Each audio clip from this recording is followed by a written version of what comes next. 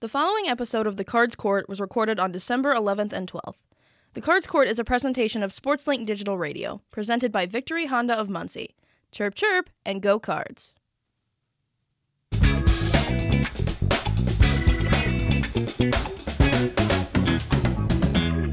Good afternoon and welcome to this week's episode of The Cards Court, the #1 weekly Ball State basketball show in the world.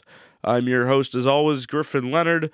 Joining me this week as my co-host is unfortunately no one, but joining us later on the show will be two outstanding guests in Patrick Talty, the Indiana Sports Corp president, as well as Ball State men's basketball player Basheer Jihad.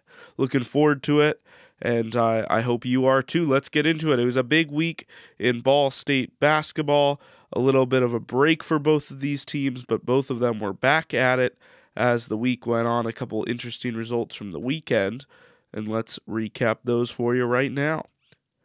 Looking at the week's results, it was a doubleheader to begin the week on Wednesday.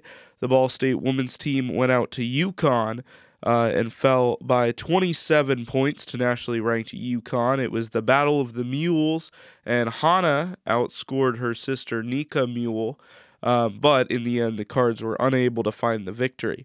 On the men's side, they won their first road game of the season on Wednesday when they went into Detroit and beat Detroit Mercy. They won that game against the Titans 68-65 and look to bring that momentum on to Sunday. Another Sunday doubleheader with the women's team continuing their road trip and the men's team back at home. The women's team responded.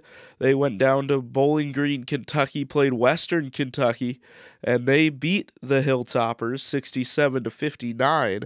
And then Ball State men's basketball finished off the week with a big win over SIUE 83-71 to keep their undefeated home record alive.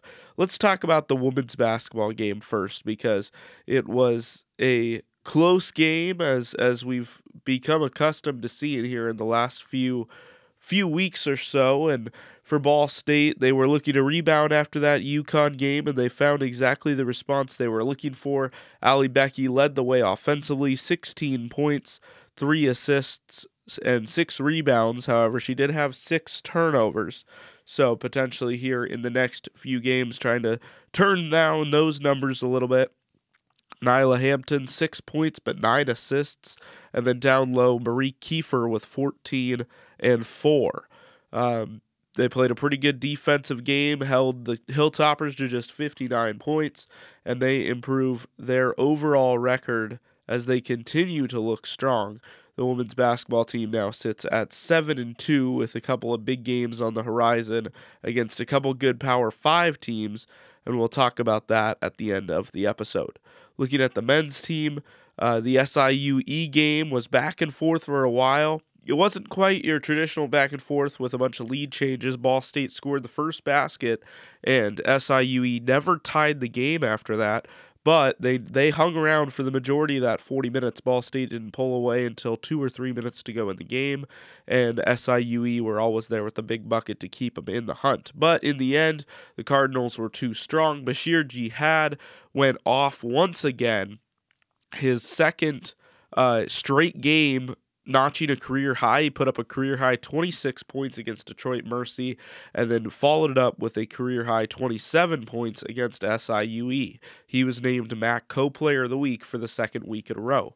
We'll talk to him later on in the show, but first let's talk to the Indiana Sports Corp president, Patrick Talty. We're going to hit a quick break. When we get back, we'll talk to him about the Indy Classic coming up and everything that him and his organization does to advance the game of basketball and to grow sports in general in the state of Indiana. We'll be back here on the Cards Court, presented by Victory Honda of Muncie.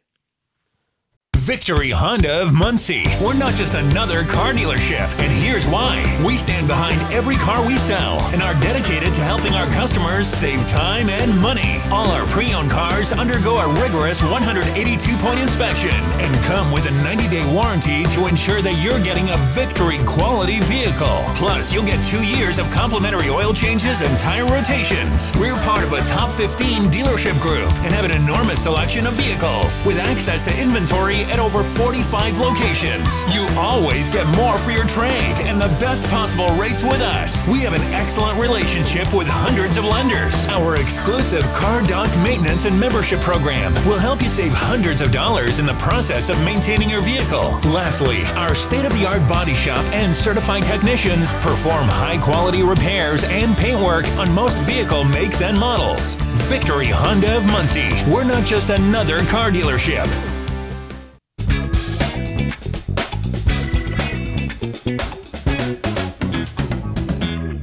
Welcome back to the Cards Court. Griffin Leonard alongside our first guest of the afternoon, the president of the Indiana Sports Corp, Mr. Patrick Talty. Thank you so much for being on the show, Patrick. Oh, thank you for having me. This is a real pleasure.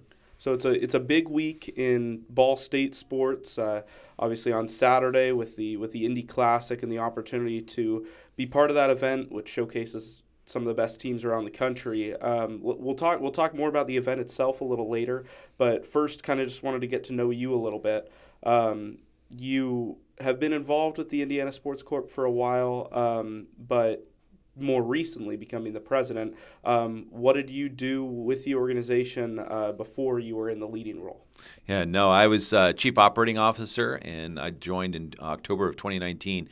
Coming back home to Indiana, we're a Hoosier by choice, and I started my career here in Indianapolis.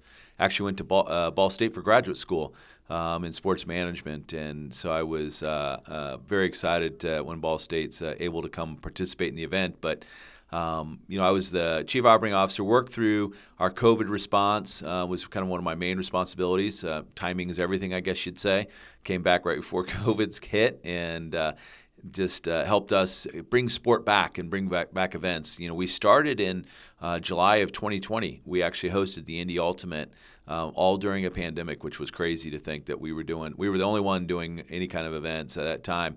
And then we created a bubble, had some events. We had a USA basketball FIBA qualifier in the convention center inside of a bubble, and then we had a couple college games that happened inside that same bubble in the convention center, and that was a precursor to hosting the entirety of March Madness in 2021, which partnering with the NCAA was such a huge opportunity for Indianapolis to kind of come back and to really lay at stake and claim in how it was going to come out of COVID and being able to do events safely. Yeah, talking about March Madness, I remember when I saw that event, I wasn't quite out here yet, but I remember seeing that the city had gotten the whole thing, and I was like, that can't be right. But it was very well managed, very well put on. What was your role in doing that, and what was, obviously you were partnered with the NCAA, but what was Indiana Sports Corp's role in putting that tournament on? It was really helping the NCAA in whatever they needed. We used every single one of our venues in the state, from the fairgrounds to Cambridge Fieldhouse, Lucas Oil Stadium to Assembly Hall and Mackey Arena. We used them all because we had that many basketball games. So we were, helped bring them together to execute the event. We worked with our local health officials to make sure that we all stayed on track and that we were following everything that we needed to. So whatever the NCAA needed. And one of the other things that we created too was we worked with our volunteers to be able to go out and we kind of did almost like an Amazon on-demand delivery service where people could text in what they needed, and we'd go out and find it. Everything from toothbrushes to ukuleles to ice cream deliveries. Our volunteers would go out into the city, find it, and then deliver it inside the bubble because obviously the people couldn't leave. So that was one of the important things that our volunteers did, and so it was pretty amazing what they were able to accomplish and what the staff did. And we did all that with the NCAA's partnership and them planning this in 75 days. That's how fast we had to plan the entirety of this tournament, and it's still a feat that I can't believe occurred. The Indiana Sports Corp has been part of hosting a multitude of events, March Madness, the CFP National Championship in 2022, now down to the Indy Classic here on Saturday. What goes into organizing and planning an event like that with so many eyeballs on it, so many people coming in to enjoy the tournaments? What is all of that planning, all of that organization like? For us, we've hosted over 500 events since our inception, which is $4 billion of economic impact since 1979. And it's everything from small events to large events. So they're all kind of bespoke in terms of what we do and how we execute with that, because it depends on how much our rights holders need us. For like USA Swimming that's coming up, we have the Olympic swimming trials this summer. Get your tickets because they're going fast. But we have that coming up this summer, and that is a much more involved. We're working with USA Swimming on executing the entire event. We're selling the tickets, the sponsorships. We're doing the marketing. We're helping with the pool build. We're doing everything. But then if you take the other piece of it, sometimes we're just a host and provide volunteers. And everywhere in between is kind of our role. It really depends on what the rights holder need. The NCAA is very sophisticated, has a very heavy team that is very talented and knows what they're doing. And so we really help kind of connect the local community to the events and to the NCAA. They handle everything that's going on inside the venue. They do a great job at that, and we help them with the community piece, making sure that we're putting Indy's foot forward the best way that we possibly can. Everything from police escorts to volunteers to community engagement. That's really what we're focused on. You were named the seventh president of the Indiana Sports Corp, I believe, and what have you done to to add your own personal touch to it? What have you done differently as president than maybe the people before you didn't? That's an interesting question. I am honored that I am the seventh president. When I started my career here in Indianapolis after Ball State, going to grad school there, and I worked with the Sports Corp, volunteered with the Sports Corp, so I knew what it meant, and I knew what it meant to the city, and I knew what it did. And so when the opportunity came up to be a part of it, to come back, I jumped at it because it was so impactful to the community when I was here the first time, and it was so impactful to what it does for the events and what it means in the sports world. So yeah, I came back and said absolutely. And then since I've taken over as the president, I think I've really focused on making our team, giving them everything they can to be successful, focusing on letting them do the best that they possibly can, and I think it's paid off. And we were able to secure the bid fund. The state legislature saw the importance of our industry overall and gave us another tool to go out and chase events. And so we're very grateful for them to do that. So we now have that piece of it. Our team has gotten, we are very focused on executing the events we have coming up for 24. And quite frankly, the next 5 years could be the most transformative years in Indianapolis' history, if you really think about it. I mean, we have the NBA All-Star Weekend this coming up in this February in 24, the most fan-centric All-Star game ever. We have the Olympic swimming trials, the first time ever in a football stadium inside Lucas Oil Stadium. We're going to build 2.5 swimming pools inside Lucas Oil Stadium. And then we have a Final Four in 26. We have a women's Final Four in 28 and another men's Final Four in 29. I mean, you just think of that lineup. No other city has that, and we have that in the next 5 years. And it's so incredible what we'll be able to do for the community, with the community, and make it about the community. And then you talked about the events that are coming up and all the opportunities to bring in more revenue to the city to build it up.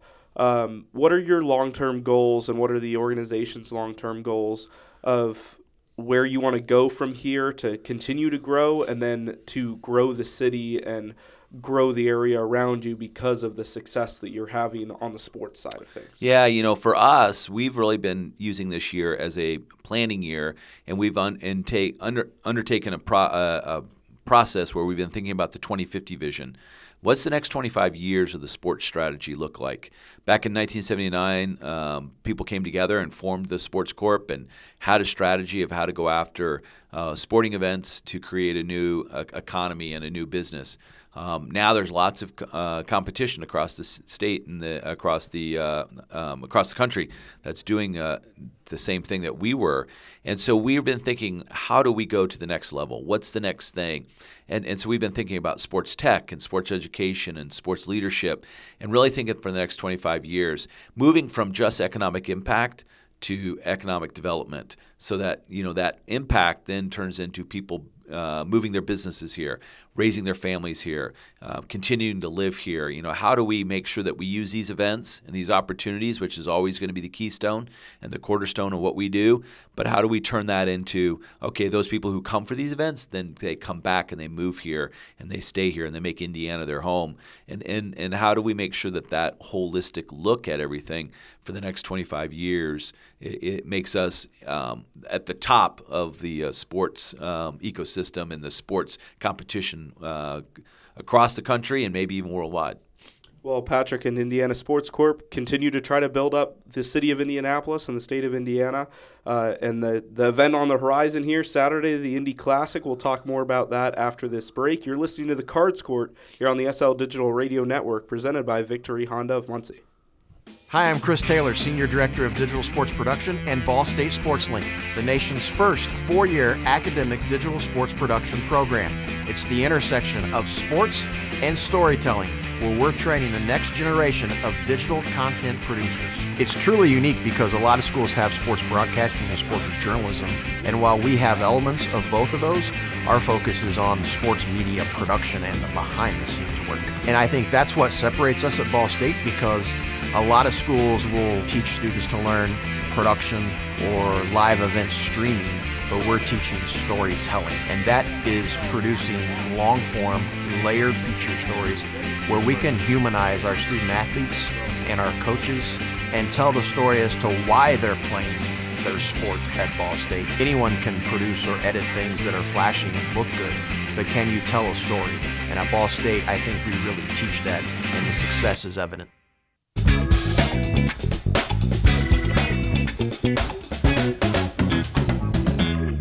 Welcome back to the Cards Court here on SportsLink Digital Radio.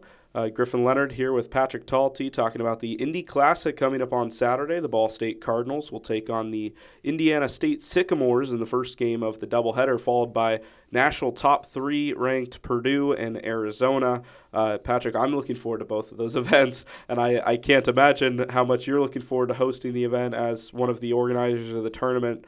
What went into hosting an event like that, with not just the in-state teams, but getting Arizona all the way out here, and just building that tournament? Yeah, the Indy Classic was we created it last year. It was this inaugural year, and Ball State participated last year. We were super excited to have Purdue and Ball State as the anchor teams that stepped up and said they want to be a part of it. And it was created as a fundraiser for the Indiana Sports Corp because, to achieve our mission, we have to raise money, and one of those ways is through fundraisers. And so the Indy Classic is that. We partnered with Pacer Sports and Entertainment and with Russ Potts Productions to secure the teams and to secure these great games. And so, there's a lot of work that goes into getting those teams here, and how do you work through that. And we were just super excited that we were able to get Arizona and Purdue at the time when we secured those games back in the spring. We thought, oh, yeah, we have a great matchup. Little did we know we were going to have 1 versus 3, 4, whatever it is. We were really excited about that. And then, the Indiana State Sycamores, they're playing some really good ball, and their net score is in the top 20. So they're a legit ball team. So we're really excited to have them come, and I think it's been a really long time since they've played in Indianapolis. And of course, having Ball State back is really exciting.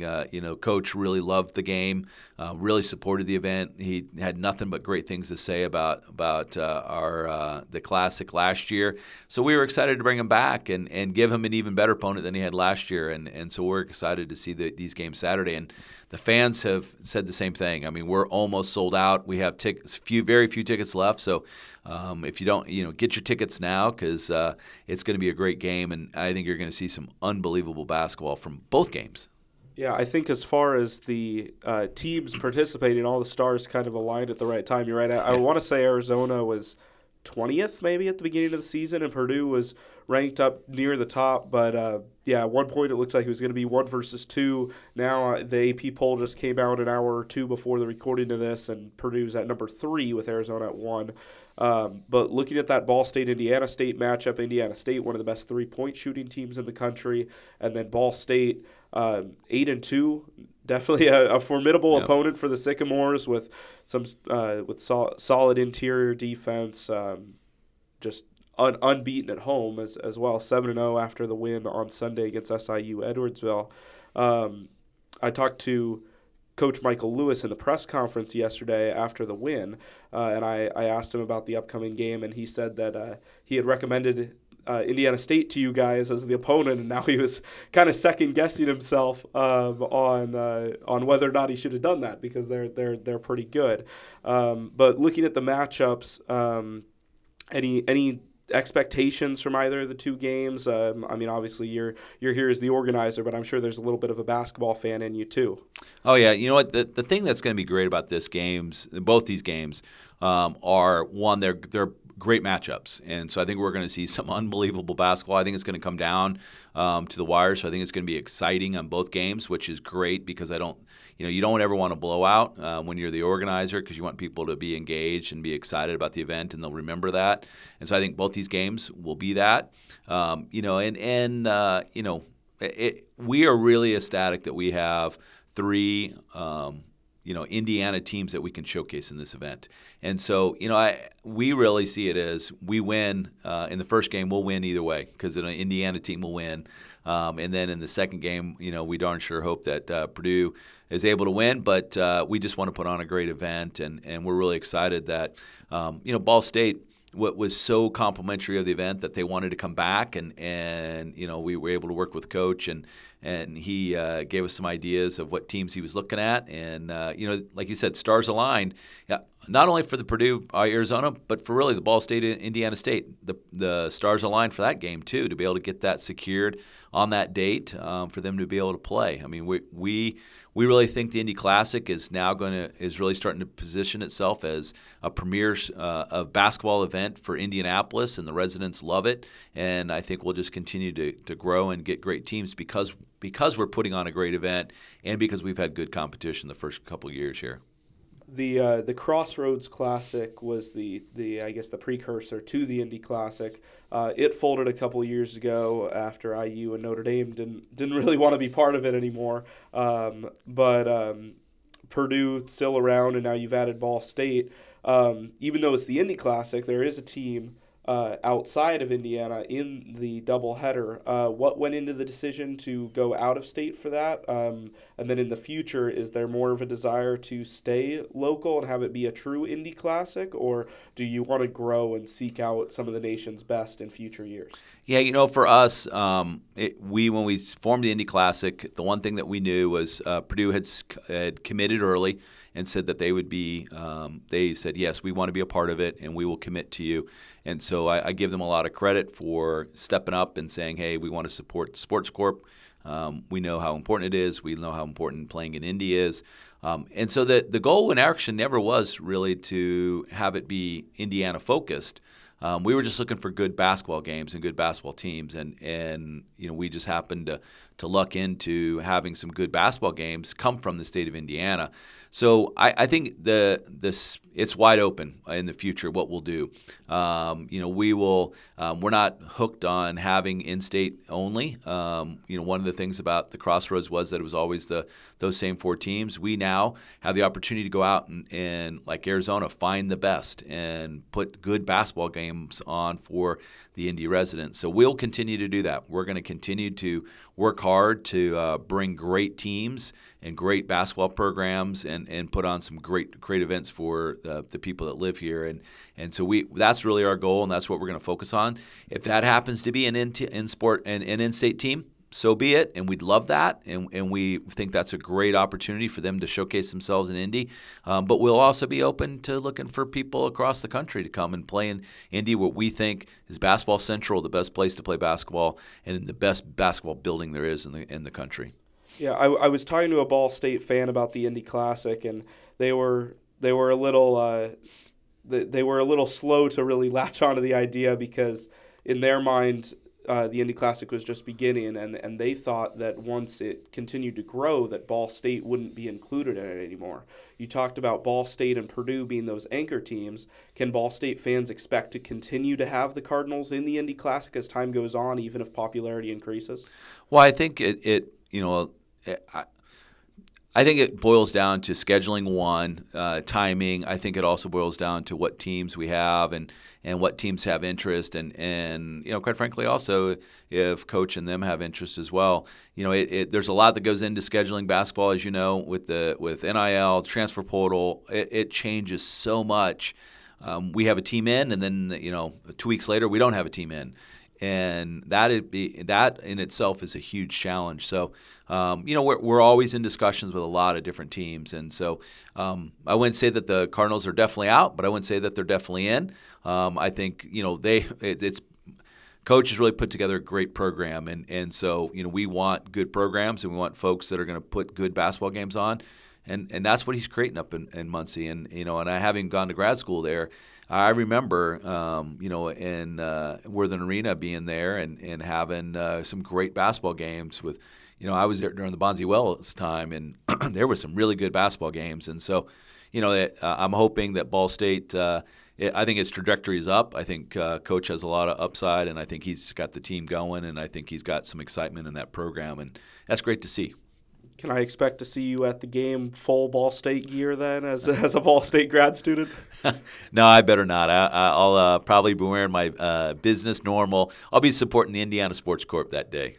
Well, I know the Indiana Sports Corp trying to grow Indiana basketball overall. So to just kind of wrap things up, where do you see Indiana Sports Corp's position as far as growing the game of basketball? There's so much history of the sport of basketball here in Indiana, even in Muncie with the movie Hoosiers. But just overall, how do you continue to grow the game? How do you continue to add to the history that's already been set over time? Yeah, we think the Indy Classic definitely starts that process of growing the history of basketball and putting on great basketball here in the state. With the NBA All-Star Game happening in February this year, that right there is going to be another great basketball moment in our history.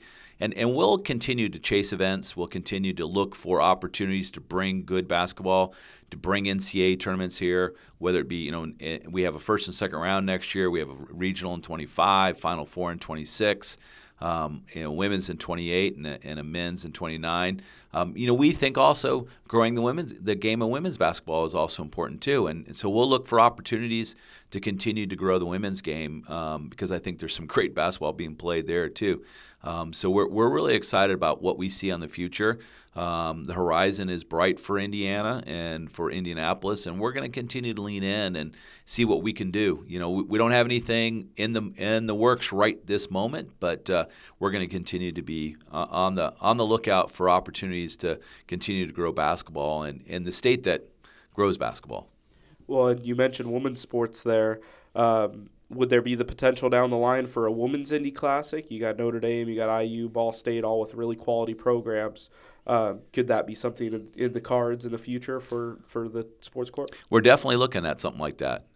What that actually ends up being, not sure yet. We have a lot of investigating. It took us some time to land on actually launching the Indy Classic, and so we'll do the same thing to make sure it's right. But we are definitely looking hard at that because there are some great programs here locally, and there's huge interest in women's basketball overall.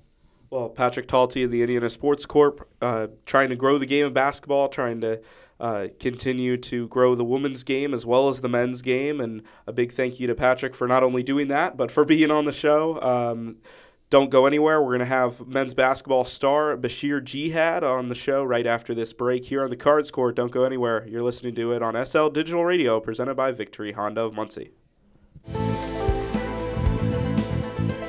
To catch the best stories in Ball State sports every month, tune in to the award-winning show, SportsLink Stories, presented by Victory Honda of Muncie. Victory Honda of Muncie is proud to support the creative storytellers of Ball State SportsLink.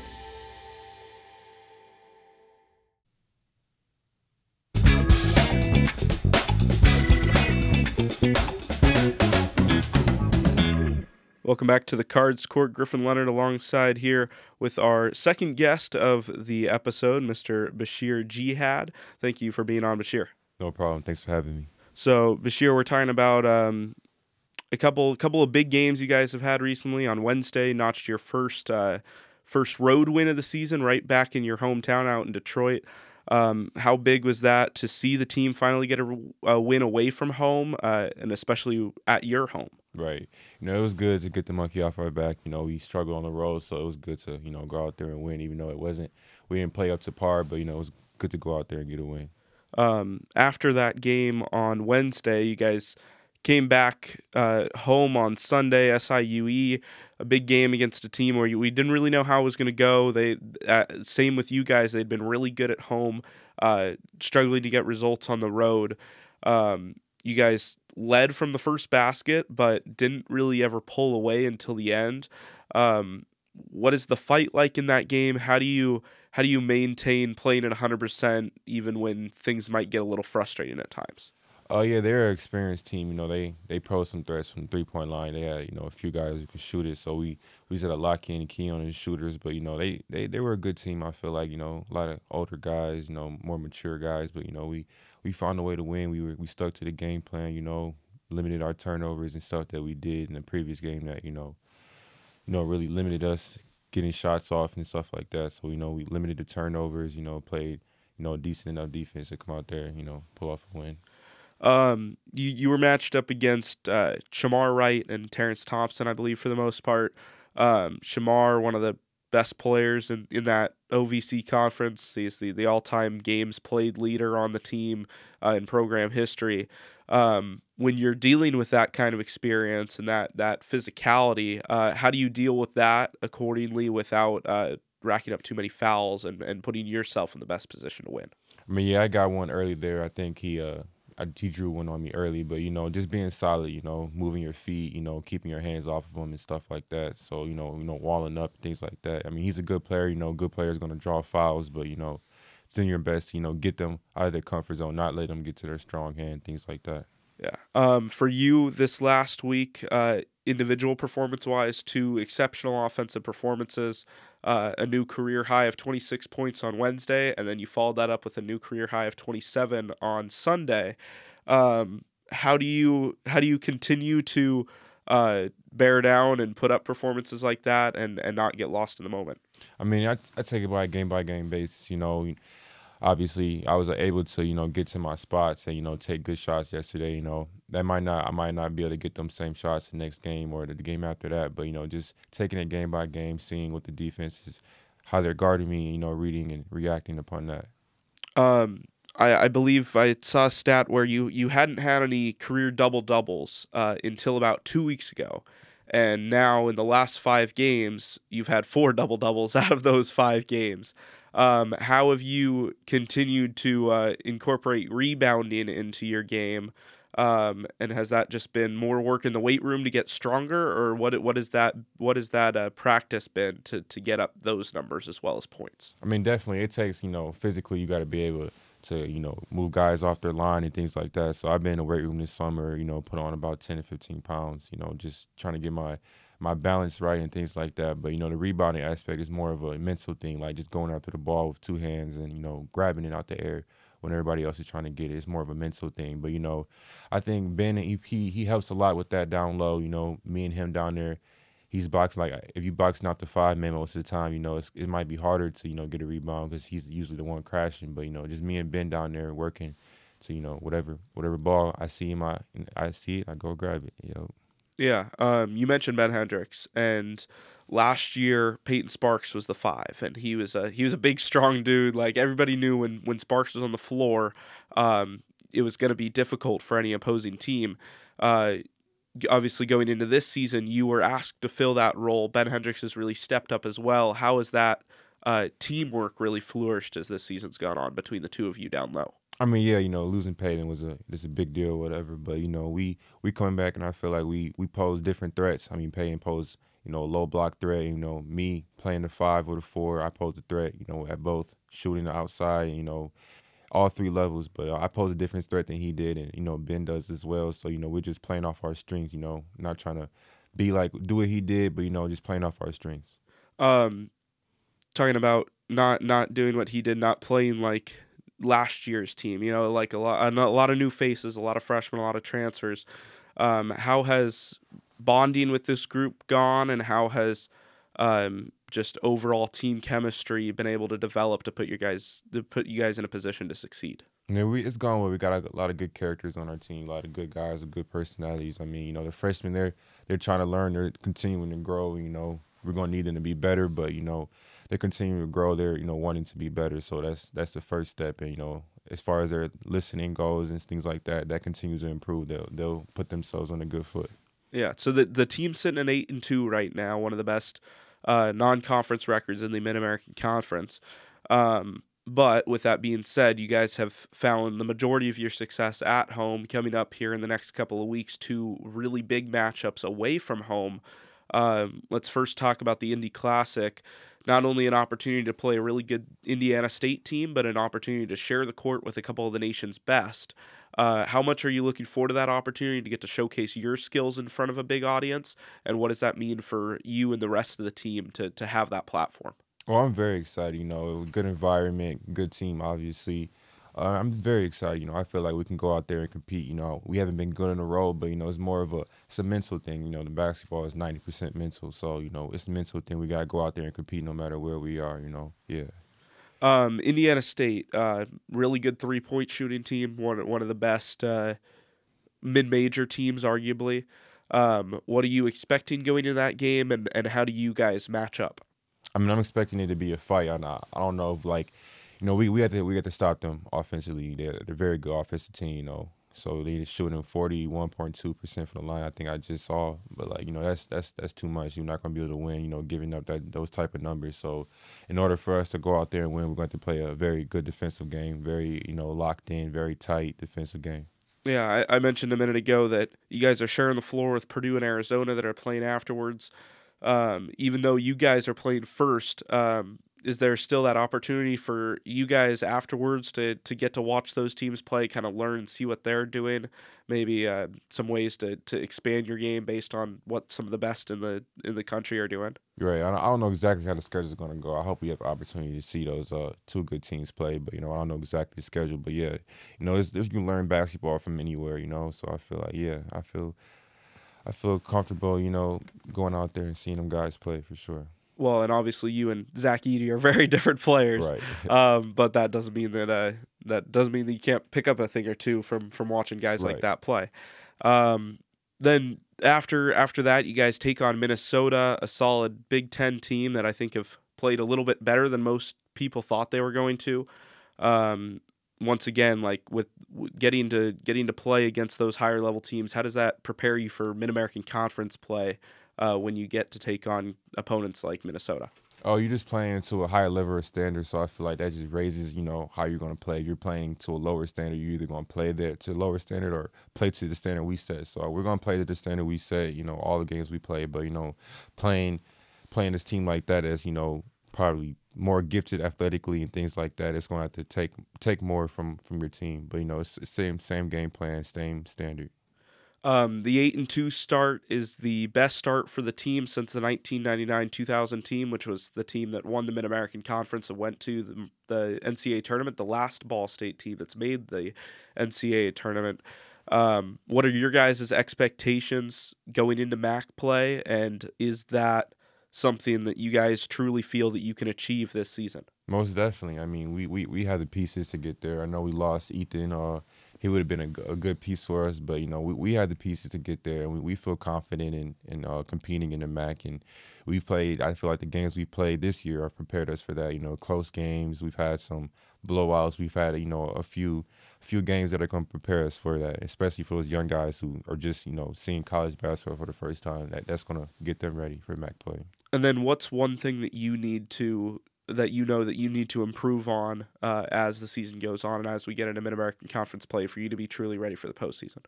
I feel like just, reading doubles, I feel like, that's not something I'm used to. Last year, I was able to, play one-on-one in the post because of Peyton, he's being double-teamed. So I was able to play one-on-one in the post. Guys didn't really double-team me. That wasn't how they were going to play me. But, this just playing out of that, making better decisions. I feel like I turned the ball over too much. So I got to make better decisions and getting my other teammates open.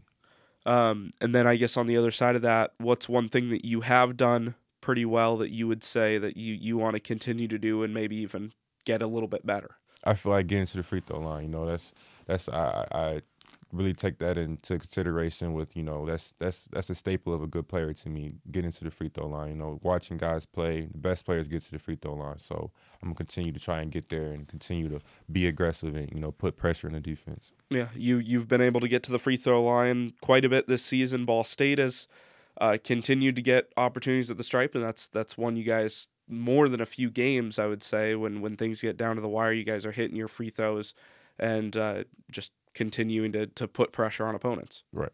Yeah. Well, thank you, Basheer, for coming in. We're going to take a break. When we get back, Asha will be back on the show with us, and we'll get you PBP's keys and send you on your way. You're listening to the Cards Court here on the SL Digital Radio Network, presented by Victory Honda of Muncie. During the spring of 2020, 12 students from Ball State University travelled to Cardiff, Wales. A partnership forged about education, collaboration, opportunity, and engagement. Welcome to Cardiff. Please welcome the home team, Cymru, Wales. So this Ball State Cardiff Met partnership is just brilliant to bring people together across the pond with a shared love of sport and a shared love of storytelling and filmmaking and a sort of creative passion. It's been brilliant to see from a staff perspective and a student's perspective.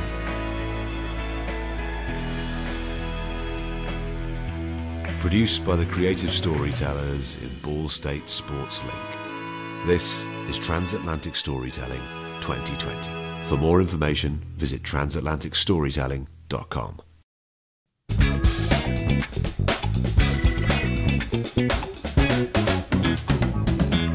Welcome back to the Cards Court here on the SL Digital Radio Network. Another big thank you to both of our guests, Mr. Patrick Talty and Basheer Jihad. Unfortunately, Asha unable to join us this afternoon, but it's all right because we can, regardless, get to PBP's keys. 3 keys for these teams that they need to unlock if they're going to get the results this week in their upcoming schedule. Let's start with the Ball State men's basketball team. Indiana State, the Indy Classic coming up on Saturday. Indiana State is a great three-point shooting team. Ball State has to guard the perimeter. If they're going to beat you, they have to beat you down low, and Ball State has Basheer, they have Ben Hendricks, and maybe even Zane Dowdy off the bench that can contain them down low. But if Indiana State gets hot on the perimeter, hitting their triples, it's going to be a long game for the Ball State Cardinals. Looking at the women's team, you got to play physical down low. You're coming up against a couple of good Power 5s here in the next week and a half or so in Pittsburgh and Georgia. They have the size, they have the strength, and can Ball State hang with them? We know Ball State can run with just about anybody, but can Marie, can Alex, can Annie really hunker down and fight for boards, fight for blocks, and play overall good post defense? That's the biggest question the women's team needs to answer, and the biggest question that they need to answer as we continue to go forward in this season, if they're really going to be able to contend for not just a MAC title, but a run in the NCAA tournament if they can get there. And then the final key for both of these teams, you got to lock in 40 minutes of hard basketball in every single game from here on out until you get to MAC play, because there's a big stretch coming, and it's called Mid-American Conference play. I'm looking forward to it, and it is just around the horizon. But let's look over the upcoming schedule. That was PBP's keys. Now let's go to the upcoming schedule. Saturday, Ball State, Indiana State, part of the 2-game doubleheader known as the Indy Classic. And that game can be streamed on SL Digital Radio with Tristan Fleur on the call and a second broadcaster to be named. And we'll get that for you as soon as we can. No women's games this week, but because of the break, this will be the last episode of the semester, so we'll talk about next week as well. The women's team goes down to Tampa, Florida for the Sun Coast Challenge. They'll take on the Pittsburgh Panthers and the Georgia Bulldogs. 2 opportunities to play some solid Power 5 opponents and to grow as a team. Ball State on that Thursday, the 21st, they go on the road to a Big Ten opponent in the Minnesota Golden Gophers. And then Ball State women's wraps everything up with a home game on December 30th against Oakland City. That's their next home game, obviously during the Christmas break. But for those Muncie locals listening, you can catch that game on the 30th against the Oakland City Mighty Oaks. That's it for the 2023 schedule. We'll talk more about 2024 when it gets around to it, but that's going to wrap up our show this afternoon. Big news in the Cards Court. Starting next semester, Mr. Sam Niger, who was the co-host in the first ever episode back when we had Michael Lewis on the show, he's going to be taking over as full-time co-host. So I'm excited to join Sam here weeklies on Tuesday afternoons, and we look to have you back here, but it's going to be a couple weeks without the Cards Court, so it'll just have to suffice for now. But thank you so much for tuning in. For our wonderful guests, Patrick Talty and Basheer Jihad, my name's Griffin Leonard. The court's adjourned. Have a good week, Cardinal fans.